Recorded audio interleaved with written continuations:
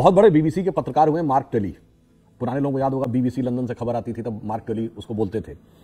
उन्होंने अभी 2019 में, पुरानी बात नहीं है, द इक्वेटर मैगजीन में एक आर्टिकल लिखा जिसमें उन्होंने यह लिखा है Muslims in India are the luckiest, भारत के मुस्लिम सर्वाधिक भाग्यशाली हैं। और उन्होंने कारण क्या लिखा कि मैं दिल्ली के निजामुद्दीन इलाके में 26 साल रहा और निजामुद्दीन में एक तरफ हजरत निजामुद्दीन औलिया की दरगाह थी और ठीक उसके सामने तबलीगी जमात का ऑफिस था। उन्होंने कहा दुनिया में कोई भी दूसरा देश होता तो दोनों एक साथ नहीं रह सकते थे, 26 साल में एक ने किसी दूसरे को नष्ट जरूर कर दिया होता, परंतु भारत में दोनों एक साथ रह रहे हैं तो इसलिए मुस्लिम भाग्यशाली हैं कि वो अपने मजहब में जैसे चाहे वैसे इबादत करने की जो स्वतंत्रता उन्हें भारत में है ये दुनिया में नहीं। इसीलिए हम एकमात्र देश हैं जहां इस्लाम के सारे फिरके पाए जाते हैं, इकलौते देश, किसी मुस्लिम देश में नहीं पाए जाते। परंतु इस संस्कृति को नष्ट करने का जो प्रयास है, दुर्भाग्य की बात यह है कि उस कट्टरपंथी विचार पर कंट्रोल लगाने और नियंत्रण लगाने की बजाय, उसे डिस्करेज करने की बजाय उसे इनकरेज करने का प्रयास किया जाता है।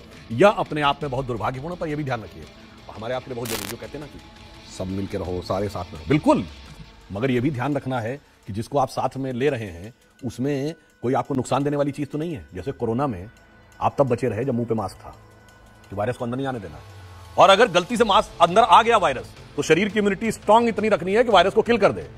अगर आप नहीं इम्यूनिटी स्ट्रांग रखेंगे, वो मास्क रखेंगे, उसको क्या करेंगे, आ जाओ भाई सब आ जाओ, तो आपका कब तक जो है राम नाम सत्य हो जाएगा। इसलिए जो सिद्धांत कोरोना ने दिखाया कि व्यक्ति पे लागू होता है वही समाज और राष्ट्र पर भी है।